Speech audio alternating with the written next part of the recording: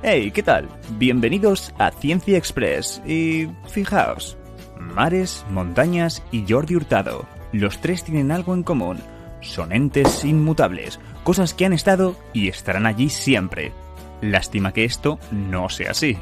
Bueno, no estoy muy seguro sobre Jordi Hurtado, pero resulta que mares y montañas sí cambian. Hace más de 250 millones de años, todos los continentes estaban fusionados en uno solo, Pangea. Fue el lento movimiento de la corteza terrestre quien la fragmentó, formando el mapa actual. Pero, ¿cómo puede cambiar la distribución del mar o la tierra firme? 3 palabras: tectónica de placas. Una teoría que explica este y muchos otros problemas que no dejaban dormir a los geólogos. Dice algo así: la Tierra, grosso modo, está formada por 3 capas: la corteza, el manto y el núcleo. La corteza y la parte superficial del manto forman las placas tectónicas, masas enormes de roca que flotan en el semisólido manto. Mientras, el calor residual de formación de la Tierra y la desintegración de los elementos radiactivos mantienen el interior de la Tierra on fire.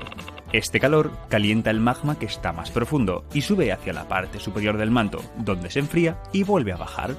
Esto se llama convección, y este es el motor de las placas. Debido a este movimiento, las placas se están renovando todo el tiempo. Por ejemplo, en medio del océano Atlántico, 2 placas se están separando. Esto hace que el magma salga hacia afuera, solidificándose rápidamente y ampliando el suelo marino. Pero al igual que hay sitios donde la placa crece, hay sitios donde es destruida. Lugares donde una placa se introduce debajo de otra, camino de fundirse de nuevo en el manto. Estos sitios se llaman zonas de subducción, y un buen ejemplo es la que hay en la costa de Chile. Es en estas zonas donde se suelen producir los terremotos, debido a la fricción entre estas 2 placas. Además, se cree que los materiales más ligeros que forman la placa, al fundirse, ascienden y generan un montón de actividad volcánica en la superficie. ¿Y a dónde nos lleva todo esto? Pues muchos geólogos piensan que dentro de más de 250 millones de años, las placas nos llevarán a formar una nueva Pangea. Y aquí vamos a estar nosotros, sin el mar Mediterráneo, cuando se entere la gente de los chiringuitos.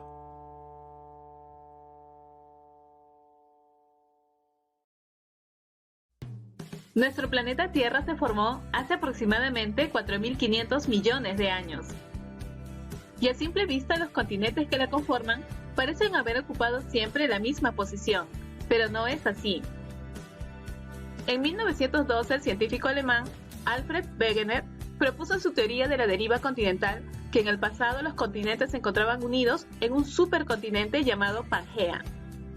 Hace unos 200 millones de años habría empezado a fragmentarse hasta formar los actuales bloques continentales, que fueron desplazándose lentamente hasta ocupar su posición actual. Uno de los argumentos más fuertes de Wegener era que los bordes de los continentes tenían formas que encajaban como un rompecabezas. Ello fue reforzado por el hallazgo de fósiles idénticos encontrados en 2 continentes muy distantes entre sí, que le permitió trazar un mapa de los continentes que estuvieron unidos en el pasado. Esta teoría fue rechazada por los científicos de la época, pues no se pudo explicar qué fuerzas eran las que empujaban a los continentes ni cómo se producían. Ello no fue posible hasta la década del 60, con el desarrollo de la tectónica de placas.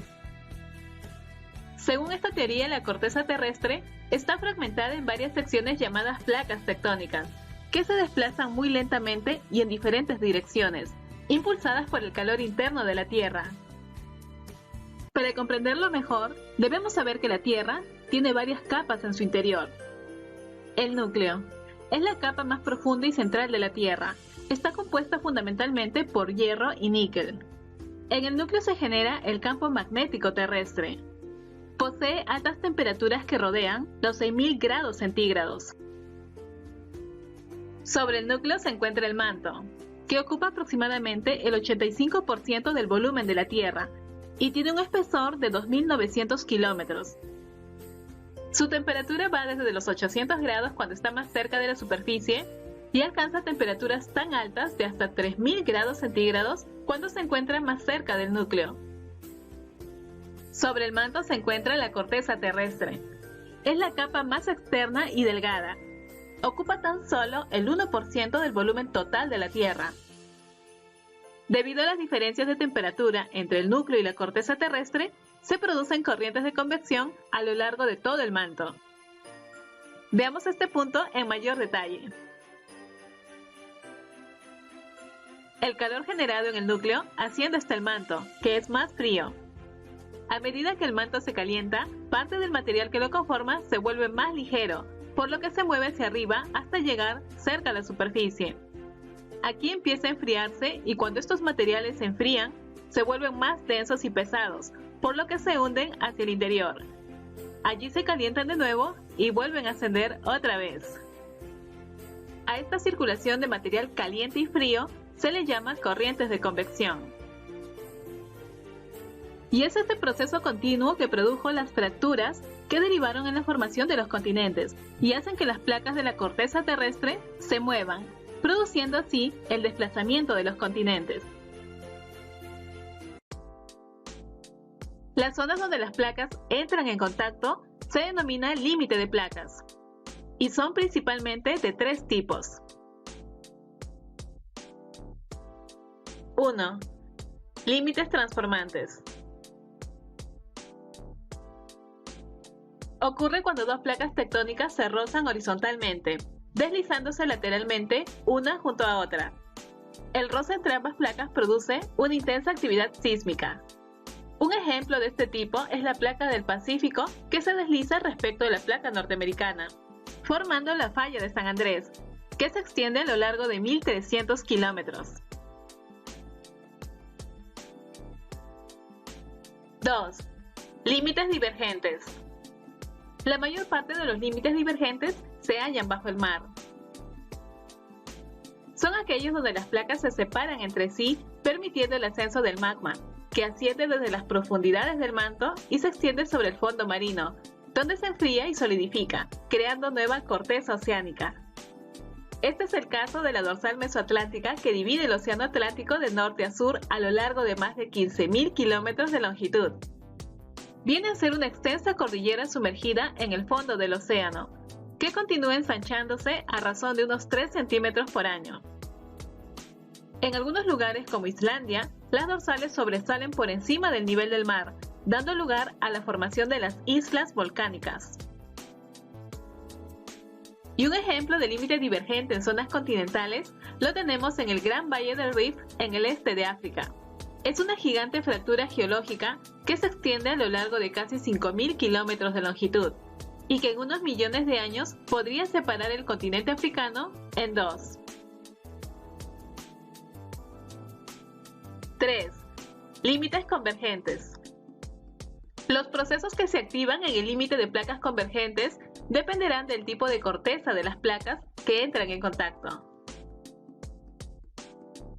Cuando una placa continental choca con una placa oceánica, la placa oceánica, por ser más densa y pesada, se subduce bajo la placa continental, generando actividad sísmica y volcánica. Un ejemplo de este tipo es la subducción de la placa de Nazca bajo la placa sudamericana, que formó la cordillera de los Andes.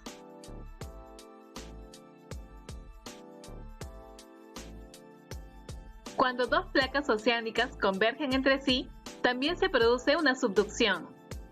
Una de ellas se desliza bajo la otra y se funde en el manto. Parte del magma asciende y originan volcanes submarinos. Con el tiempo llegan a ser más altos que el nivel del mar, formando así una cadena de islas. Estas adoptan la forma de un arco y son conocidas como arcos insulares. Un ejemplo de este tipo es la placa del Pacífico que se subduce bajo la placa filipina, formando las Islas Marianas. Y cuando dos placas continentales chocan entre sí, al tener ambos las mismas densidades, no se subduce ninguna de ellas, sino que se comprimen y una de ellas es forzada hacia arriba, formando una cadena montañosa. Fue así que hace millones de años, la placa que transportaba a la India chocó con el continente asiático, dando origen a la cordillera del Himalaya, que tiene la montaña más alta del planeta, el Everest, con 8.848 metros sobre el nivel del mar. En conclusión, vemos que el estudio de la tectónica de placas es fundamental, pues explica, entre otras cosas, la formación de las cadenas montañosas continentales y submarinas, la distribución geológica de la actividad sísmica y volcánica, permitiendo el estudio de los riesgos asociados a ellas.